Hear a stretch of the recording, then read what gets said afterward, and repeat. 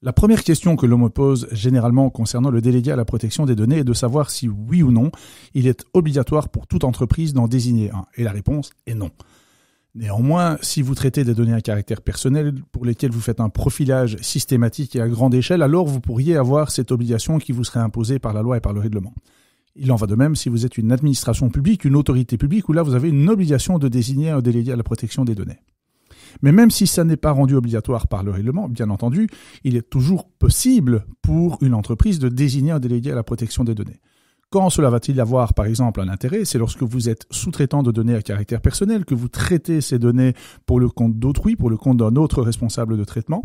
Et le fait de désigner alors un délégué vous servira de plus-value commerciale lorsque vous vous présentez sur le marché.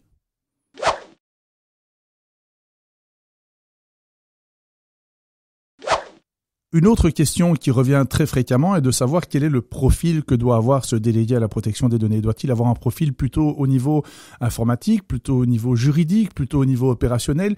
C'est effectivement assez complexe. Le règlement, en fin de compte, répond très clairement à cette question. Le délégué à la protection des données doit disposer, en fin de compte, de qualités et de connaissances spécialisées en droit et en pratique de la protection des données. Vous ne pouvez donc pas désigner n'importe qui comme délégué à la protection des données. Vous devez désigner quelqu'un qui a des connaissances dans cette matière et va pouvoir assurer les missions qui lui sont confiées.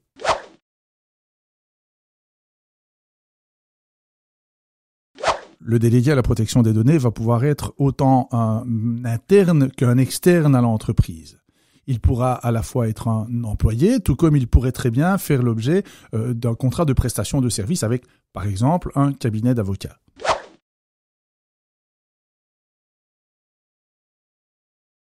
Que ce délégué à la protection des données soit désigné en interne, donc qu'il s'agisse d'un salarié avec ou non d'autres missions, ou qu'il s'agisse d'un prestataire de services externe.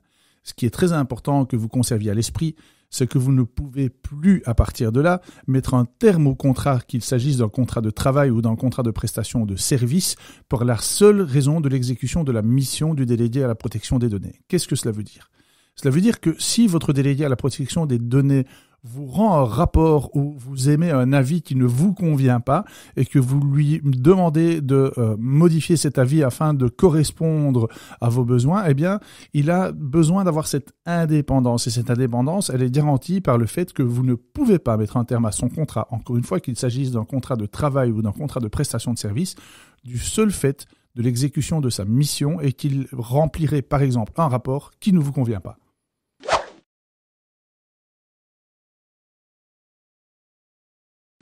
Les missions du délégué à la protection des données sont installées et organisées par le règlement.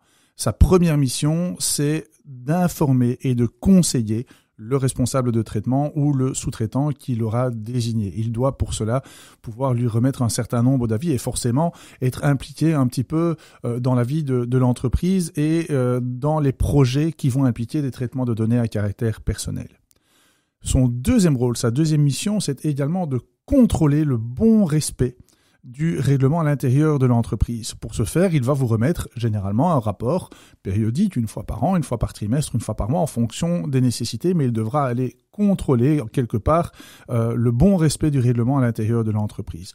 Enfin, il va servir de point de contact pour l'autorité de contrôle dans le cas où ça serait nécessaire.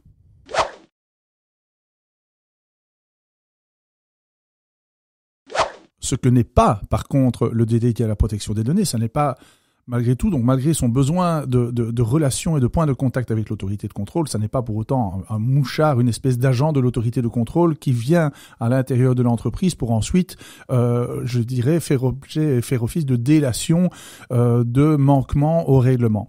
Son rôle se limite à vous informer, vous conseiller, vous remettre des rapports et il revient ensuite au responsable ou au sous-traitant qu'il a désigné de prendre la décision qui s'impose en fonction de ce rapport. Il ne convient donc pas de voir un délégué à la protection des données, par exemple, faire une notification de violation de données auprès d'une autorité de contrôle sans l'autorisation et sans mandat du responsable de traitement.